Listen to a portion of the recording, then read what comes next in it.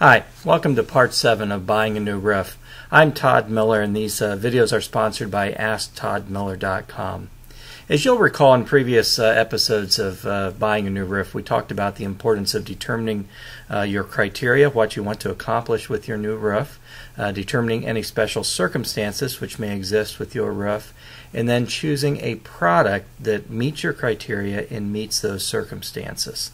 I feel that a lot of the roofing process needs to be driven by the product that is appropriate for your home and the product that you want for your home, but probably the most important thing that you can do with that new roof purchase is to make sure that the installer that you're choosing is someone who is qualified, someone who is experienced, and someone who is professional, cares about the industry, and is going to be there for the long haul.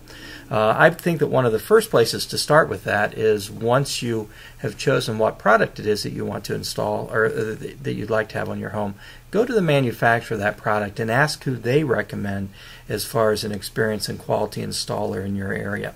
Again, I can't stress enough this importance of having a good installer. You can put the best possible or choose the best possible product to go on your home, but if it's not installed properly, you might as well have put the worst possible product on. It still is not going to be a successful roof installation. So my advice is, rather than just go to the home show, go to the Yellow Pages, or call someone that you saw advertising on television or in the newspaper, go to the manufacturer of the product that you have chosen and ask them who in your area is experienced and knows how to install the product that you have already determined meets your criteria and is the product that you want on your home. You really want someone to install your roof who comes recommended to you and someone who knows what they're doing and has some experience. Now, a lot of times when you go talking to people about how to buy a new roof, they're going to say, go out and get 3 bids and throw out the top bid, throw out the expensive guy, look at the bottom 2 and determine who you want to use.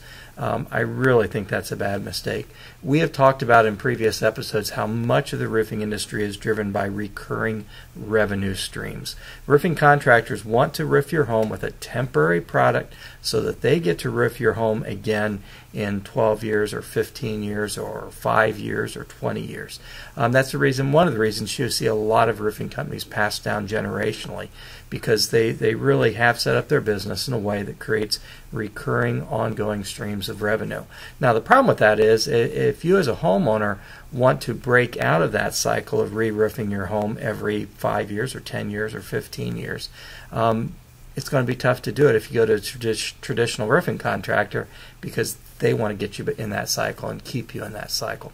So again, that's why I suggest finding the product first and then finding a contractor who is experienced with that product. The other thing you really got to think here a lot about is we do talk a lot about, or we think a lot about price when we're choosing a new roof, and I really caution that. Again, I think you need to determine your criteria, what it is you want to accomplish with your next roof, and based upon what you want to accomplish, it may not be the cheapest option. The problem with going with the cheapest option is it costs X dollars to run a business, it costs X dollars to install roofing and to field a crew and to buy product and all that type of stuff. As soon as you start going to the cheapest guy, you're finding somebody who is figuring out a way to shortchange some area of that. And if they're shortchanging some area of that, we know what is going to happen to their business eventually. It's not going to go real well for them. It's not going to turn out real pretty, and in the end, you, the consumer, might very possibly be stuck with a situation of having had a roof installed by someone who 5 years later, 3 years later, is out of business or way down the road, or simply not there to help you if you need any help in the future. So I caution against taking a low bid also. Now, when you start inviting contractors into your home, one of the first things I'd suggest you do is you walk around your house with them. Take a look at the roof along with them. You have already done this on your own. You know the things that are possible problems with your roof. You know the special circumstances. You want to find out if this contractor recognizes those things. So let them talk, let them help, let them assess the roof. If they are completely missing the things that you see, go ahead and ask them about it, but give them a chance first to see if they pick up on the same things that you picked up on during your inspection and your assessment of your roofing needs. I really highly suggest, as you consider these contractors, go out and look at jobs that they've done. Talk to their past customers. Make sure that the jobs you're looking at are installed by the same crew who will be installing your roof. A lot of times contractors use multiple crews. Many times they will use subcontract crews, which are not company employees, and they may send you to look at jobs that were not installed even remotely by the same people who will be installing your roof. That's very critical. Make sure that you're seeing jobs, make sure you're talking to past customers, make sure that those jobs are installed by the same installers who will be working on your roof as well. Make sure that the contractor you're talking to is responsive. I can't stress this enough either.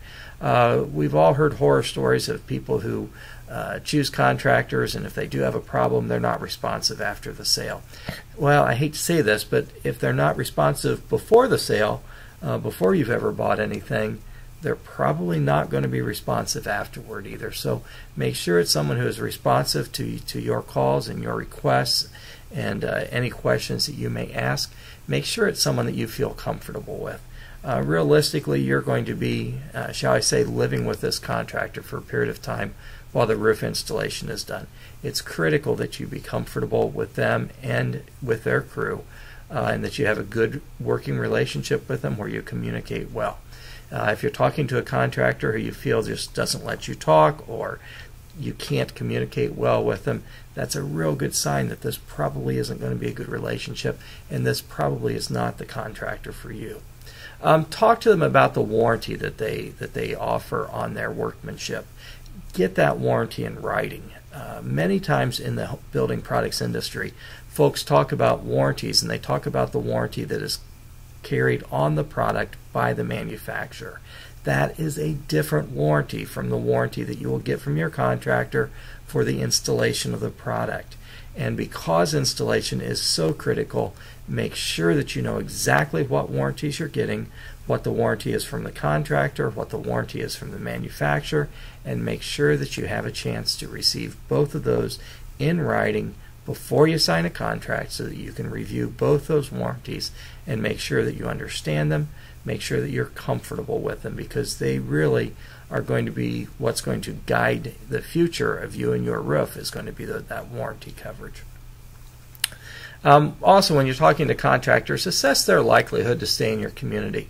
If you find someone who hasn't lived there very long, they really don't have roots there, you find that they've lived a number of places, that may be a real concern that they may not have strong roots in your community. On the other hand, if you find a contractor who's been in business a good number of years, they have family, they've lived there, that's where they grew up, that's where most of their career has been. Again, they have family, they have real ties in the community, maybe they have children in the schools. Those are the contractors that you can be pretty well assured they're going to have staying power and will stay in your community. So that's another important thing, I think, to look for. So we've looked at a number of things here to think about as you're looking for a contractor and choosing a contractor. Again, the low bid is not always the way to go. I really suggest finding a contractor that's been recommended by the manufacturer of the product that you choose, and make sure that you understand what warranty you're getting from the contractor in comparison to what warranty you are getting from the manufacturer of the product. So that wraps it up for part 7 of buying a new roof. In part 8, we're going to go on and talk more about this relationship with the contractor.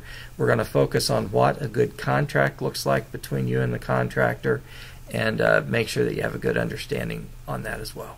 Thank you very much. Feel free to visit my website at Ask Todd Miller, AskToddMiller.com, and you can always email me your questions at todd@asktoddmiller.com. Thank you.